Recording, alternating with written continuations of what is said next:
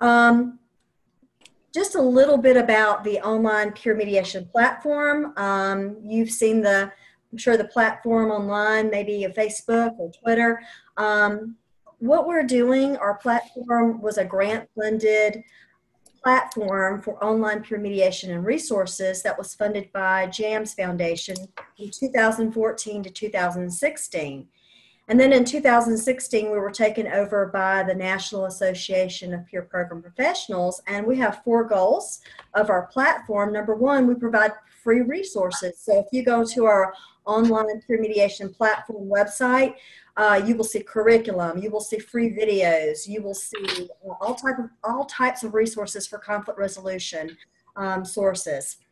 We also have conflict resolution modules that we provide for educators for their students who either have a peer mediation program or are looking to create a peer mediation program. We also do skill development. So if you have a peer mediation program and you would like to increase the skills of your students by doing role play simulations, we also sponsor those role play simulations, and you get to keep those videos, which is awesome. And then our future goal is also to provide peer mediation services to those schools that do not currently have a peer mediation program. We also provide, as you see now, free monthly videos. We will have a free webinar next month that I'll tell you a little bit about at the very end. We also have training that we provide for people that are interested in peer mediation coordinator training, student-teacher mediation, conflict coaching for students. So we have a lot of different things that we are offering in our platform. And so if you have any questions, feel free to, we're going to have time at the end for questions, and feel free to ask. Okay, we'll probably have other people joining us. So David, I'm going to go ahead and introduce you now, okay? Okay, great, Cindy. Okay. Thank you. All right, so now that we have kids excited about mediation and peace work, well, how do we get them to think about the future? Career education is being introduced to younger children and students, yet we always don't present them with practical pathways that they could take to incorporate mediation, conflict resolution, and peace building skills in the future work. Now, this is where David comes in. And I'm so excited to have David. David's a colleague of mine. He's also a friend of mine. And I want to tell you a little bit about him and his background. So David is a career coach, and he's the president of Forage Center for Peace Building and Humanitarian Education.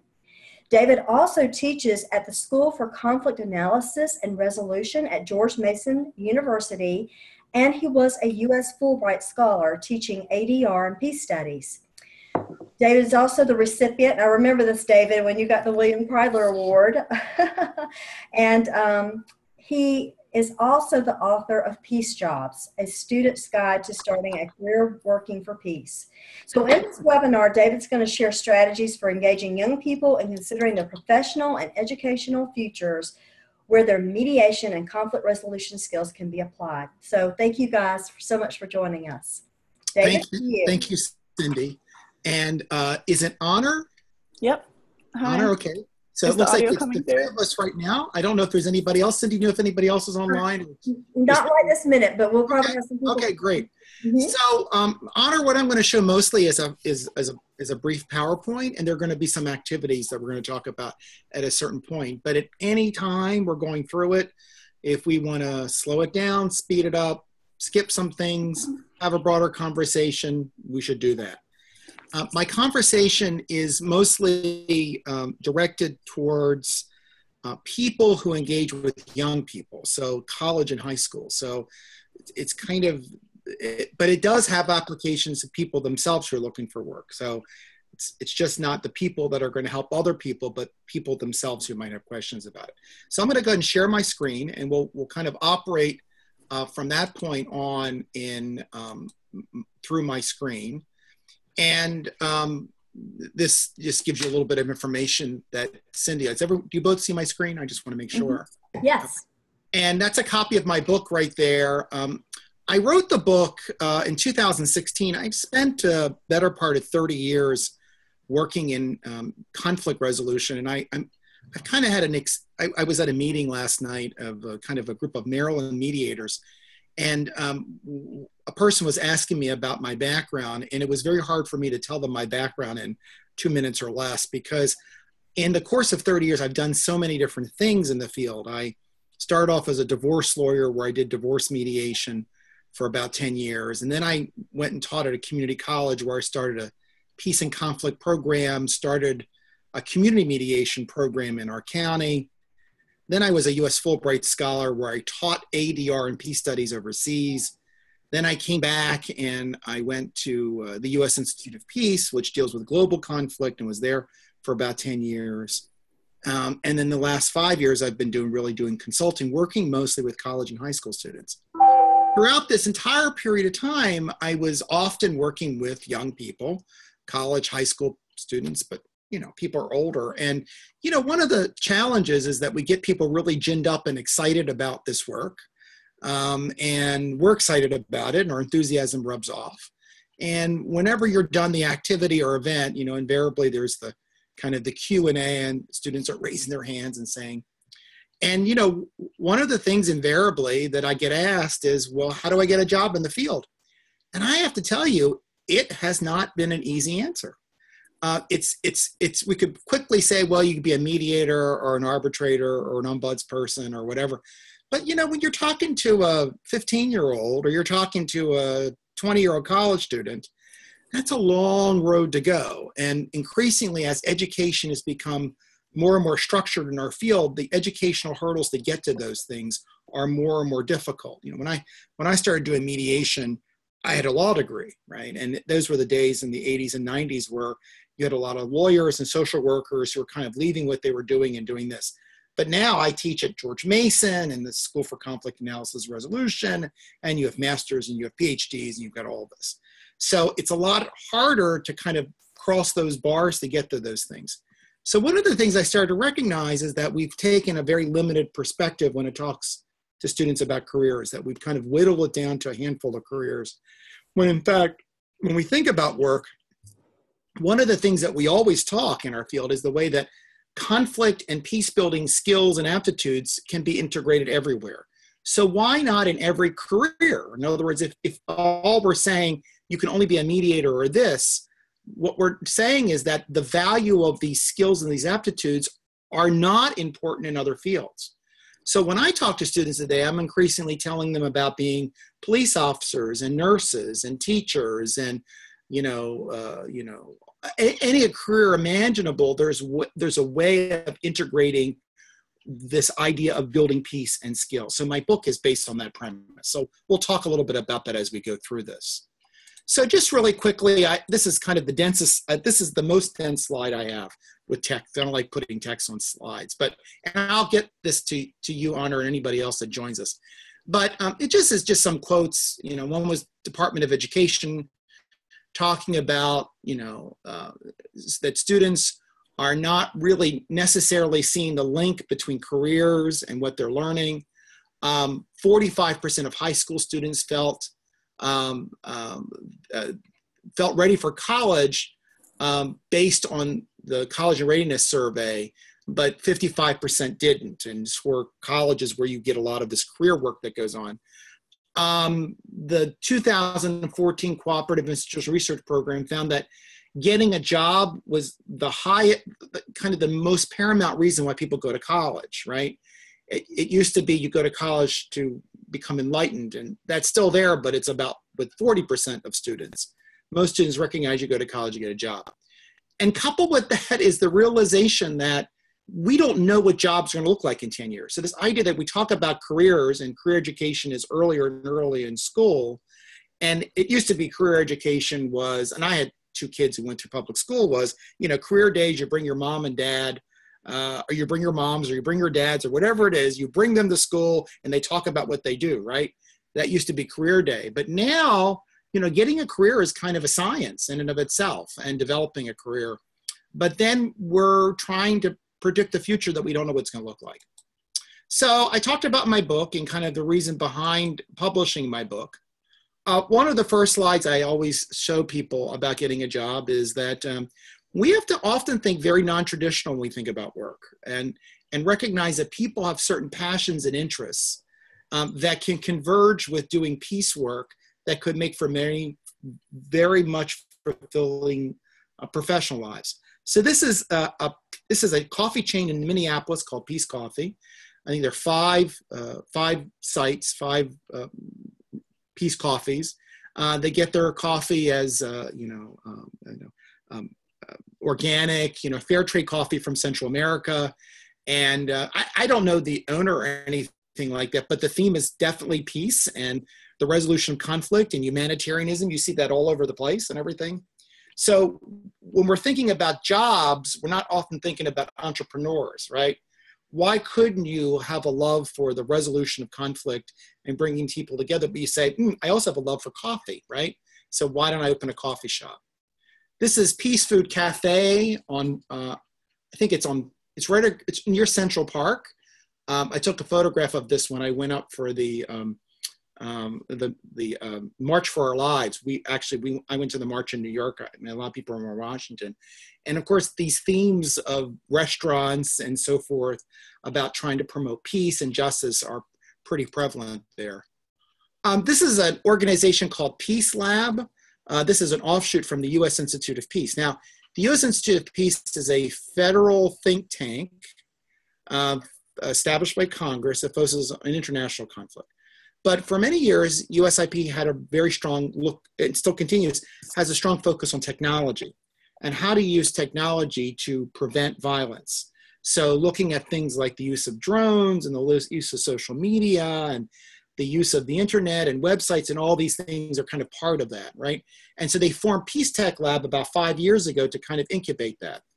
So once again, I say, well, if you're an IT person and you're interested in social media and you're kind of a techie type, you can work in the field also. You can do this kind of work, right?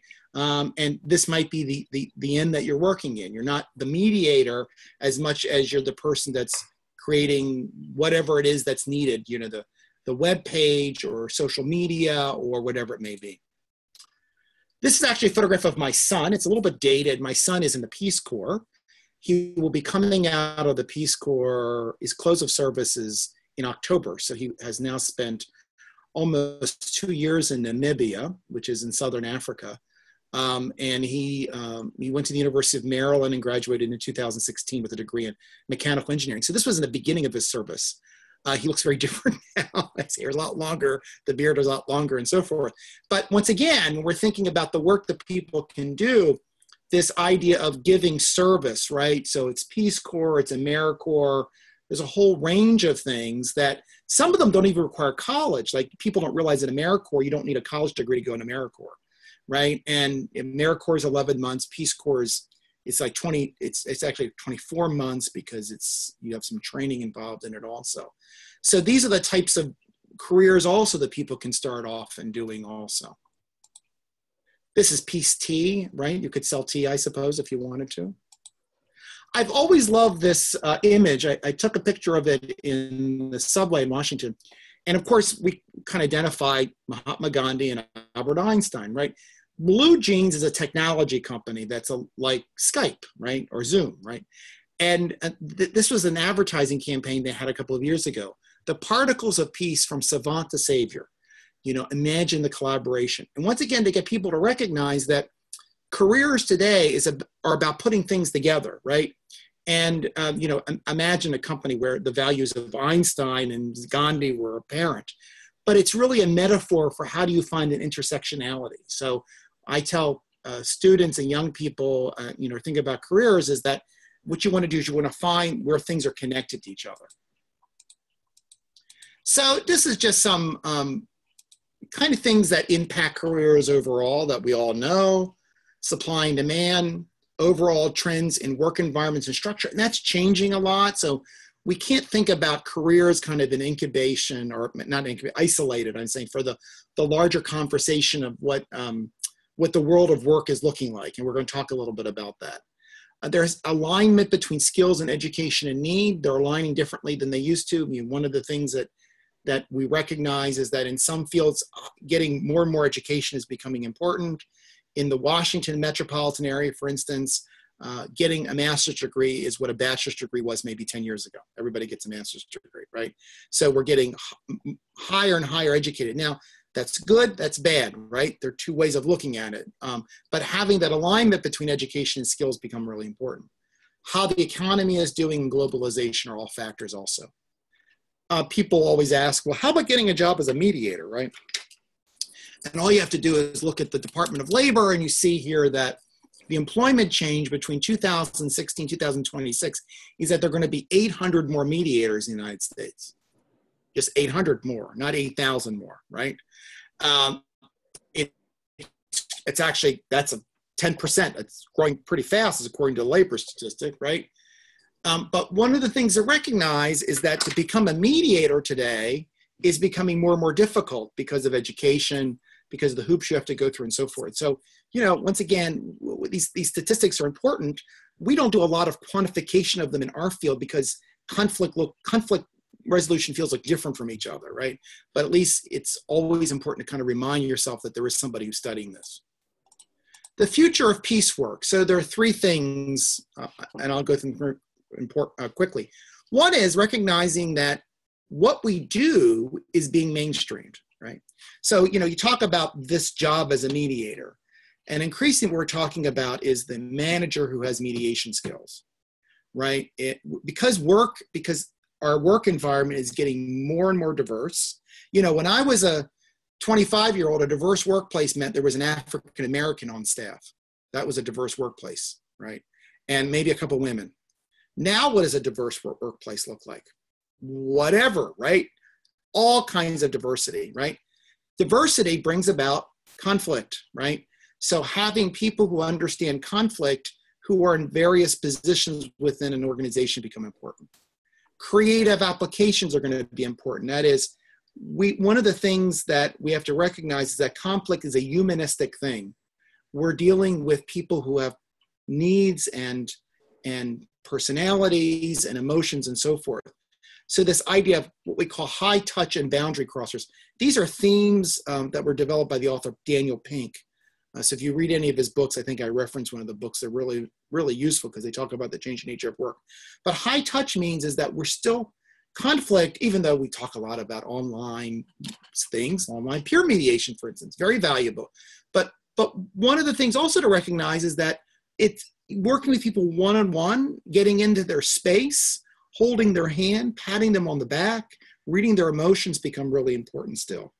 Boundary crossers are the types of people that cross different boundaries. That is, somebody who goes from one field to another field and finds the intersectionality. Somebody who can say, give you an example, what's the relationship between climate change and conflict?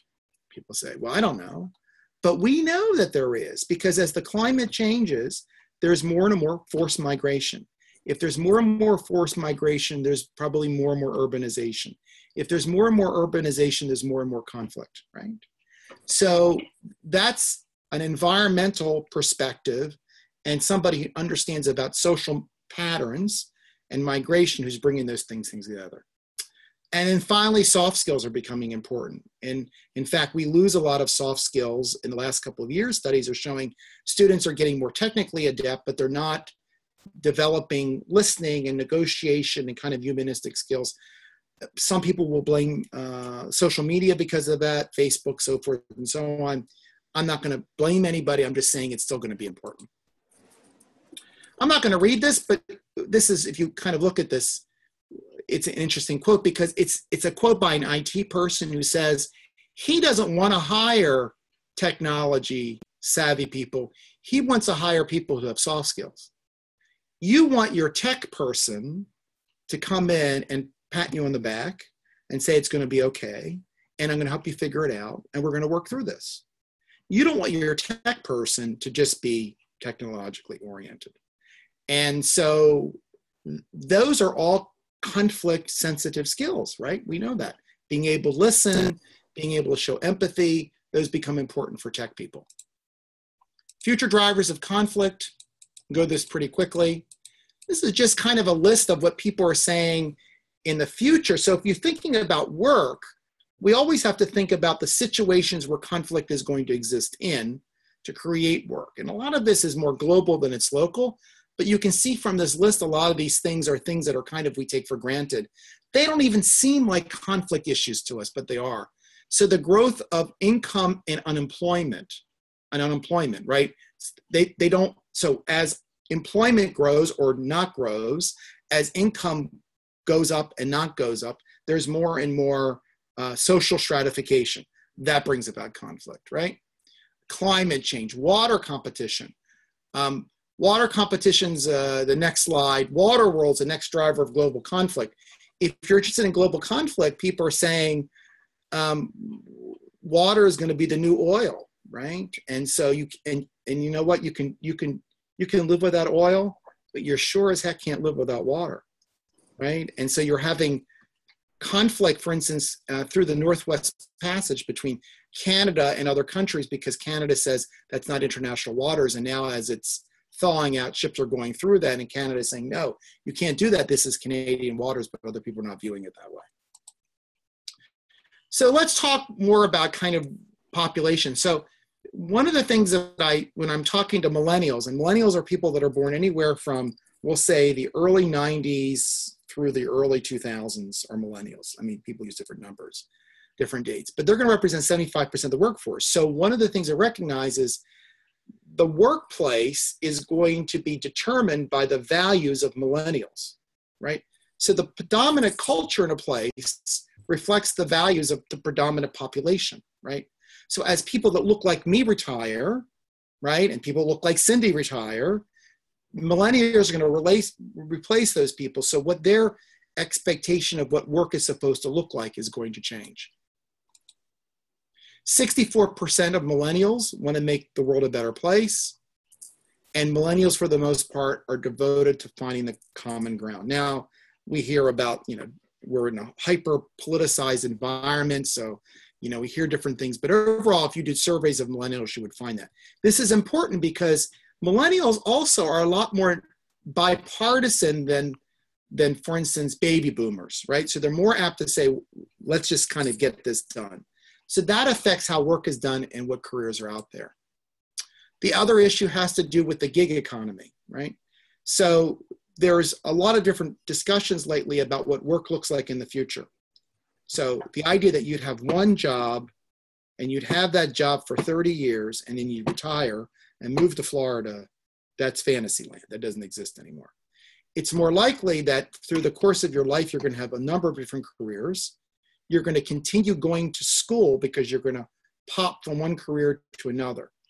This is just not for technology people. This is for everybody. So increasingly, when I see people in their 20s who are doing conflict-related work, I will see them in Starbucks with computers, often Macs, and they're working on projects, right? And they may have a couple projects going on. They may be working for a number of different people. Maybe they're a trainer, maybe they're a project developer, maybe they're applying for grants. And between 24 and 34, on average, young people have 3 or 4 jobs and they look like that. That used to be, well, then in your 30s, you'd find your kind of real job and you stick with it. But now we're finding that's not going to be the situation. Even in your 30s and 40s, you're still going to be in the gig economy, working from Starbucks, trying to make sure you got your benefits, having a number of different jobs and so forth, right? There's been some discussion lately about the gig economy of whether it's going to pan out or not. So this is just a counter view by Robert Samuelson. He still agrees that we are going into the gig economy, but it might not be as many people as we think. All right, so now let's talk specifically about what a piece job is. And so what I kind of inferred in the beginning. So knowing about the gig economy, knowing about how millennials are, knowing about the nature of work, thinking those things, kind of keep those things present when you're thinking about this.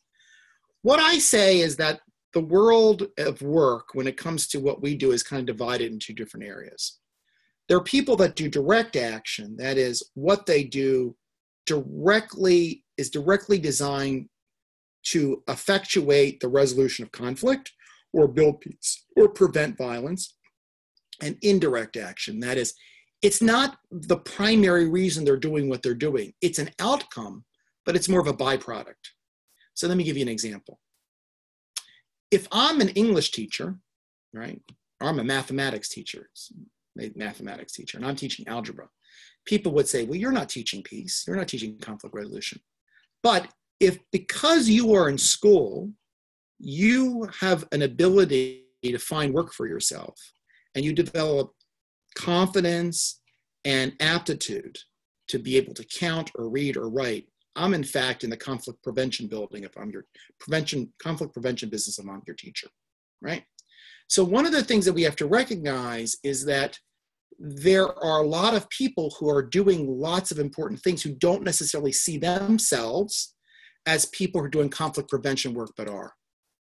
The other thing is to recognize is that people work at the micro level, one-on-one, people work at the meso level, the working groups, and at the macro level, right?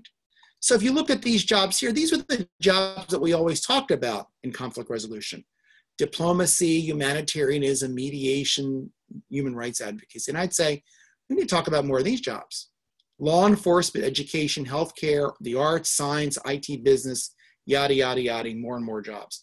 Because what I want young people to think about, and I want everybody to think about, is that you can be taking your skill sets and making a difference, making a change in that culture by applying them and doing conflict work. Does that make sense?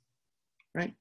And I think it's a hard thing to get around because we have, students want to go and get a master's degree in mediation or conflict resolution or whatever it is. And so they think, okay, that is preparing me for a specific job. But that's not what's happening anymore.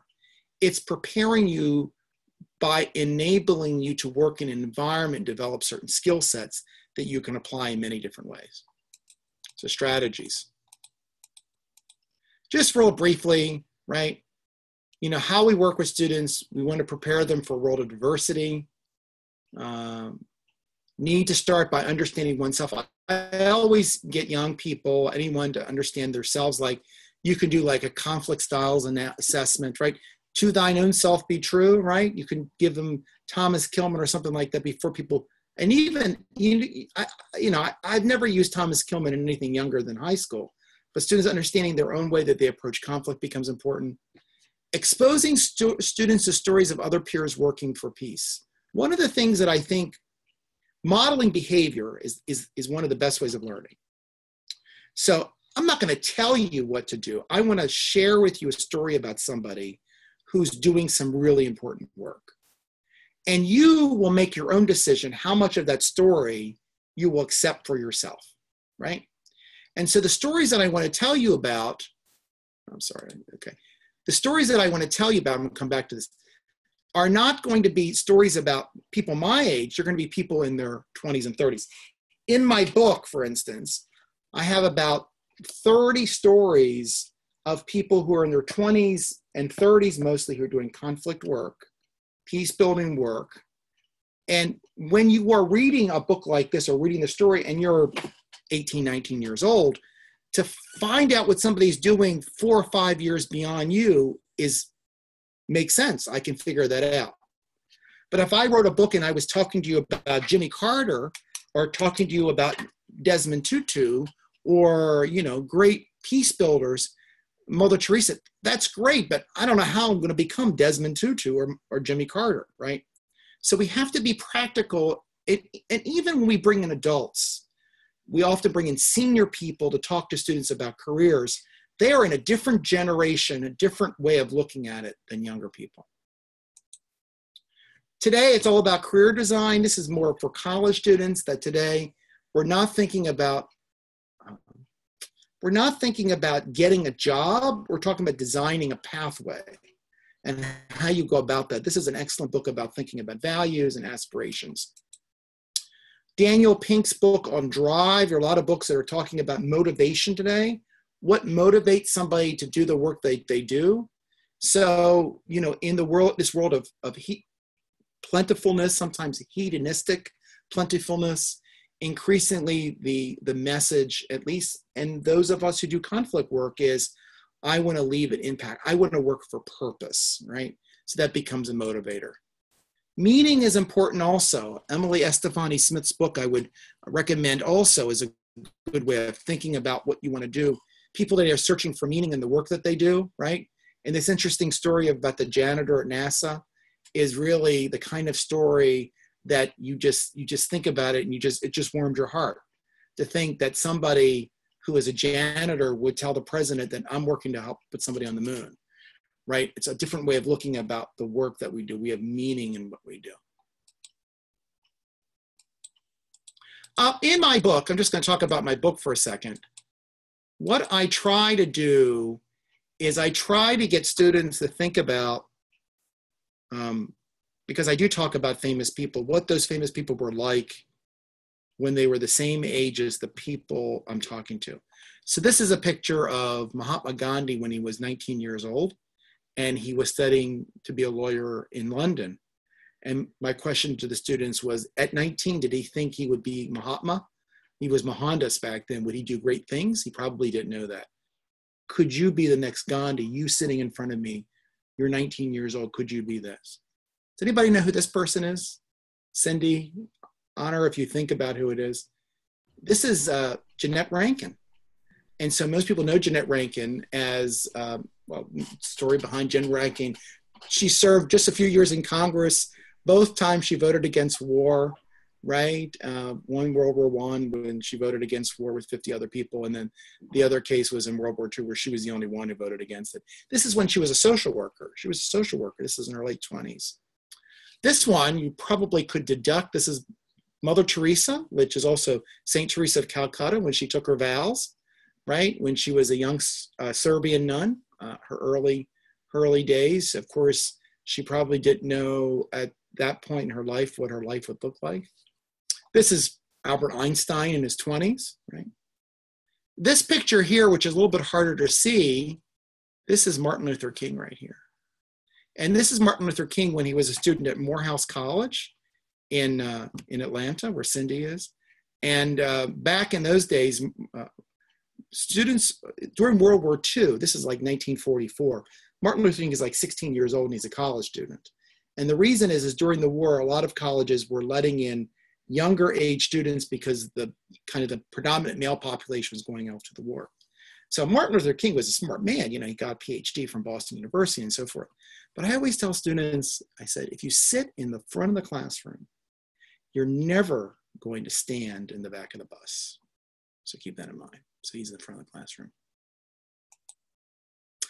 This is another individual here that I write about in my book, Helen Mueller, who passed away about 3 years ago. She was a student from Northern Arizona University. She did a lot of humanitarian work, went to work in India. She ended up working for Doctors Without Borders in Aleppo, Syria. She was kidnapped. She was missing for a long period of time. And she died in a bombing of her house by, I think it was, I don't know, NATO forces, or it was allied, Jordanian forces. And the end of her life was pretty horrendous, and I don't want to go into it, but she was kind of like, there's a really interesting article in Time magazine about the values that she brings to kind of all the things that she did in this short period of time is something people to think about. So now I want to show you an activity, okay? So I'm going to show you two activities, and I'm just going to walk through them. And I can give you copies of this, it's not a problem. So one of the things, this is an activity that I've used mostly with high school students, but I could work it with college students too. One of the things that I recognize is when you have 15 or 30 students who come into a room, they know each other at one level, but they don't know each other at another level, right? So, you know who your best friend is, and you know what you like maybe in your sports, and maybe a little bit about your family and something like this, but you don't know what your values are. And, it's really hard to get 17 and 18-year-olds, 14 and 15, to talk about values, right? And values are generally tied with things that are important to them, things that they want to do, right? So one of the ways of doing it is creating an activity. This is called What I'm Seeking in a Career Bingo, is that getting students to think about the things that they'd want to do, which relate to values, and then connecting up with other people in the room who have the same values, right? So the idea behind it is that every student gets this sheet of paper. And as you can see, there is something that says, help people in need, work with immigrants and refugees. So every student has to go to one other person, and they can ask them only 2 squares. So if I went to Honor and I said, are you interested in helping people in need? You probably would say yes. I put your name there.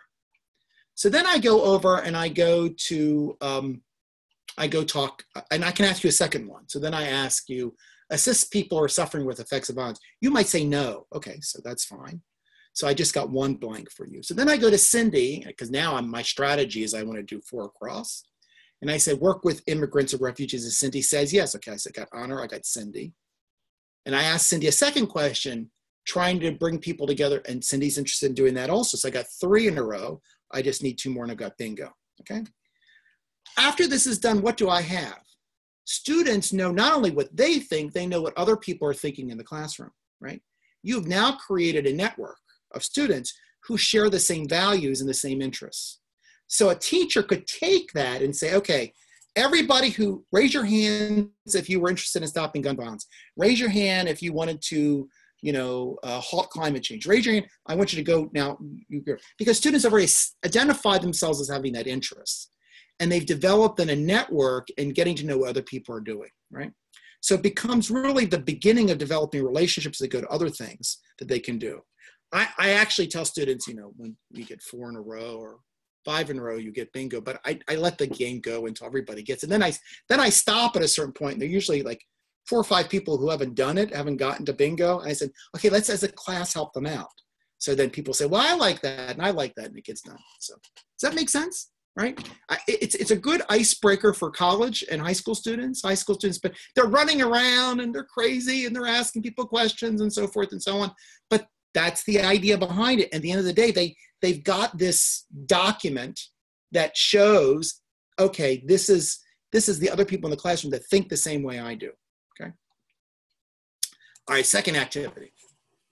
So the second activity I work with, I've done mostly this with college students and less so with high school students.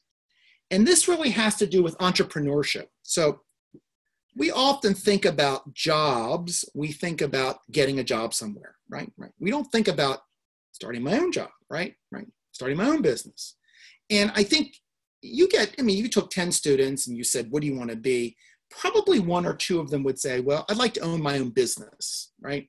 And as you get into college, this idea of entrepreneurship becomes, I think, more and more popular, particularly when it comes to technology. You've got a lot of students today are thinking, I just want to kind of go on my own and do something, right? So the idea behind this is kind of the idea of how design companies work. So if you kind of follow the industry, you know that a lot of design companies and, kind of creative think tanks are kind of open space, right? Everybody kind of sits and they're divided into teams.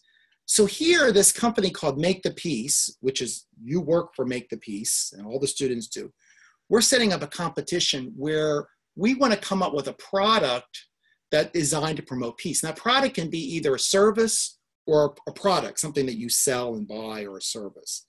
And whatever team wins is going to get $500,000. I don't give out any money, but that's the idea, right? I did this in Baltimore, so I'm using the example I did in Baltimore, okay? I did this at the ACR conference 2 years ago in Baltimore, all right? So then what you do is you break this group in the team, and then they have to then, number 5, determine the product or service, determine the potential market, decide an appropriate advertising campaign. So I give a big poster board. For this team, you should design a simple poster that describes the product, and then determine the overall impact on youth in Baltimore. I give them 15 minutes to do that, right? So they're doing all this that's going on. And I don't care what they do. They know what the objective is, right? And often what you get is young people think differently than adults. And I'll tell you some of the answers in a minute, which I thought were interesting I got from Baltimore.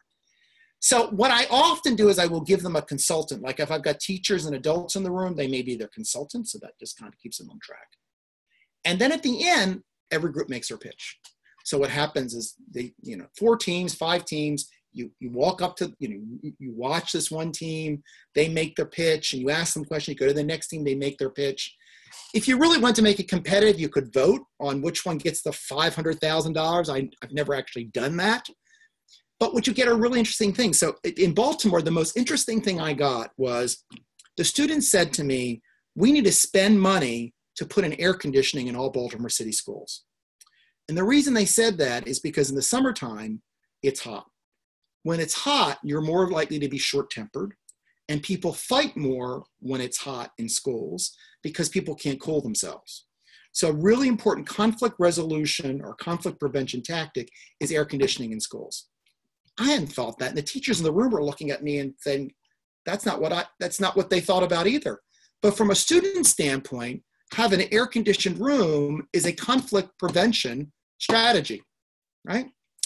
So I had other students who wanted to set up community centers because they were thinking things weren't happening in their community, like, different, like a place to go and hang out, and other students would want to sell things and so forth and so on. But the creativity comes from the kids. It doesn't come from the adults. And then the students can think about, well, if I can do something like this in my group, in my community, what else can I do that I can work with other people to do, right? And this is also a great project that a teacher can continue with, right? You can kind of continue this scenario and say, okay, now I want you to go ahead and do it. I want you to go find a grant. Think about if this was college students, you actually could do that. Go find some money, go find a place you would do it. Kind of make it into reality, this project. So those are two activities. Questions on either one of them? I know you guys are both muted, but this one here or this one, or I know I'm just going to stop. We got about 20 minutes left, and I've only got a couple more slides and we take questions. No? No. Yeah, I love the bingo, David. It's awesome. I'll get you the bingo. We've got to meet students where they are. I mean, we know that, anybody who's a teacher, that you can't get the students to come to you, you got to go where they are. This is what the peace entrepreneur is. They're going to have their own ideas. And I got to tell you, when I've done this half a dozen times, students come up with things I don't even understand, projects that they want to do. I mean, it's like, it's about media, it's about music, it's about something I just don't understand. But that's the idea, right? It's their world, not my world. You tell me what you can do, right? Kind of a thing. So, all right. A couple other things. One of the things I always leave students with is PEACE, right? This idea that passion, finding what your passion is, you're not going to find it right away in life. So it's hard to say to a 17-year-old, I'm going to work the rest of my life to do X, Y, and Z. But finding and working with your passion is important. I tell students getting education is important. It doesn't make any difference what education it is. You don't have to get a degree in peace studies or conflict resolution or anything like that. But the more education you have, the more you're going to be prepared to do this work. Engaging in activities, particularly extracurricular activities. So in other words, be it college, be it high school, doing those things, getting you out and about, finding mentors become important. Building a community. This is a really important one because one of the things that you find is that the work that we do, in some respects, is lonely work. That is often, we're doing work that our family members don't even understand, right? And, I can tell you all the stories. That's my answer machine. Wait, that goes off.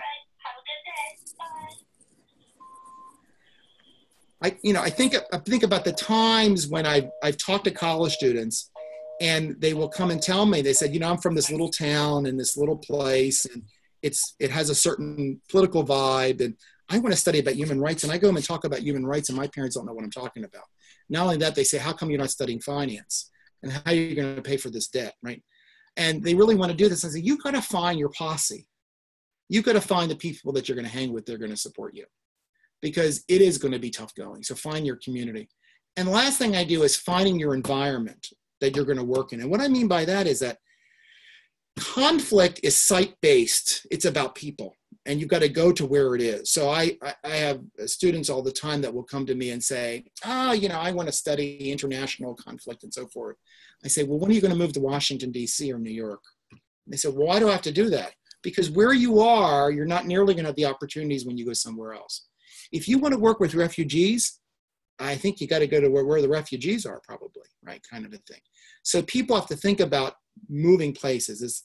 It's not unlike the actor who wants to make it big, and they're from some small town in the middle of nowhere. And one day they pack up their backpack, and they go to Hollywood. And they go to Hollywood and they start waiting tables and working at Starbucks. And you know what? That's better being there than being back home. Because even though they're waiting tables and a barista at Starbucks, they're in the environment. They see the connections. They see what's going on, and they will find something in that way. This is the video I'll show, but let's see if we've got questions. If we don't have questions, I'll show it. This is just a chart that sometimes I show people about peace-building pathways. It was mostly done for graduate students. This is about finding your sweet spot. I always want people to kind of work here. I'll get you a copy of this, Cindy and Honor, and whoever else is on the line, and that's it. So questions that people have, ideas, things that I raised. No, it was I don't know if my audio is coming through. It was on mute for a little bit. I can hear you. Great. No, thanks for being here. That was really Where are you, Honor? Tell me where you are. I'm in Taiwan, which might be clear by the fact that it's daylight. Wow. 7 a.m. What are you doing in Taiwan?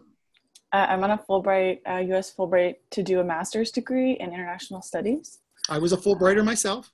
Yeah, so so that's what I'm doing. I'm just wrapping up a 2-year master's degree here in international studies, but my background is in labor relations. I went to the ILR school, and I worked at the Scheinman Institute for Conflict Resolution. So in the field, but definitely looking at, what you said about, coming at your cultural, your conflict resolution career from, an adjacent career point of looking at that from labor relations. So that's how much longer you have to just 2 months.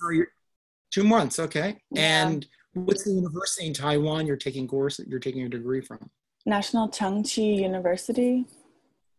Are you in a particular, you're in the Fulbright program, right? It's kind of a strange deal in which my Fulbright covers my master's study.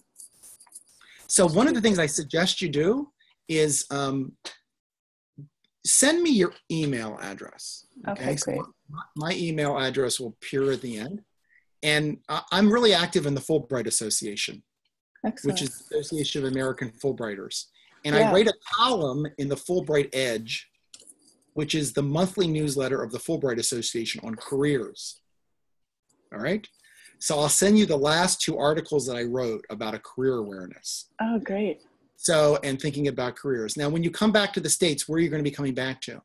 So I'm not headed immediately back to the States. My parents just moved to Northern Europe, and so I'm looking at jobs there. Northern Europe, be more specific. Sorry, they're in Copenhagen, but I'm looking specifically in the Netherlands at a few more labor-related organizations. Okay.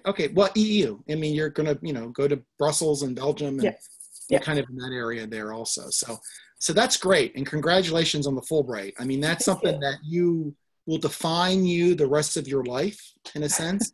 And be proud of it and share it with people. So I'm glad. Yeah, it's such a small community. I love how so here's my let me do this. I think I'm going to show you this video. But you see, here's my email. You see it? Yep. Okay. So David J. Smith, davidjconsulting.com. So send me an email, and then I'll send you the Fulbright Edge, the last 2 newsletters. Okay. And you can actually join the Fulbright Association for free as a Fulbrighter. And you can get stuff there, okay? Cindy, you have any questions? Cindy?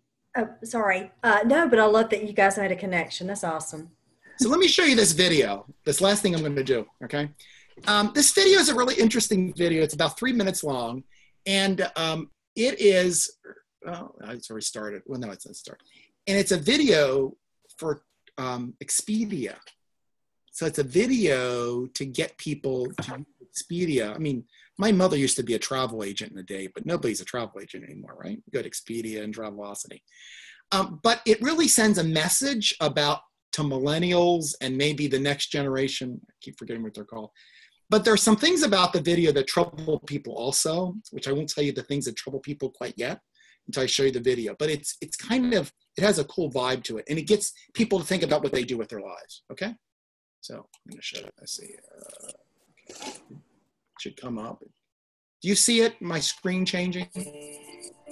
I hear the music, but okay. Wait a minute. Yeah. Oh, but you're not seeing it, are you? No. Why is that? That is unusual. It usually plays pretty well with Zoom. Let me see. Do you want to go out and maybe play it from the, do you have the direct source? Yeah, I'm at YouTube. Okay. What I think with a simple answer. Okay, let me try. That's not going to work. Peek over our neighbor's I just did something. That doesn't make a difference, does it? See, there's one. What I think I hear it, but there's no movement. Okay. Well, I'll send you both the link to the video. How's that? So we won't fool with it anymore. I'm going to stop sharing right here, and I'll stop it. Every step you take brings the world one step closer. You'll narrow the influence of narrow minds. You'll bridge continents. Somehow I can't even turn it down now. I hate when it does Anyhow. So I'll send it to you. And are you still there? Yes. Did I lose you? No, we're here. So I'll send you the link to the video, and you can watch on your own and give me your feedback on it, because I know we're coming up on 7 o'clock. And Cindy, I know you had a couple more things you wanted to say. Oh yeah. So Honor, feedback. How was the presentation for you? We love to always hear back from our participants. Yeah, it was really interesting. I like the kind of broader aspects of looking at conflict resolution careers and really different perspectives. And I think the resources that you connect with are very useful. I'd love to get a copy of that. Yeah, there are some specific things that really stood out. I think the way water is going to play a role in conflict resolution is something that's always been, this enormous elephant in the room of how does this really play into it, as well as getting, for me, it's kind of weird to think about teaching this to other students like me, but getting students to brainstorm conflict resolution ideas. I think it's always fascinating how other people view that, or take another interest and view specifically conflict resolution. Mm-hmm. So looking at that. What else did I have here? And how I think conflict resolution is being mainstreamed.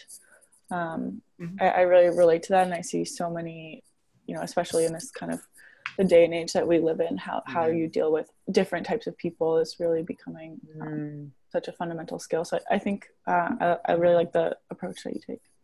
Let me ask you a question. How does it feel to be overseas when so much is happening in the United States? It's really bizarre. On one hand, Taiwan is a very extremely peaceful place on the daily level, but on the international sphere, it's rife with conflict. So in a sense, I feel very similarly about this enormous lingering conflict. It's also hard because I'm not directly headed back there to the States. Yeah. And I was just recently in Baltimore for a week. Oh, to Baltimore. Yeah. And that was definitely a new experience for me in terms of, what does the States really look like, and how are people interacting.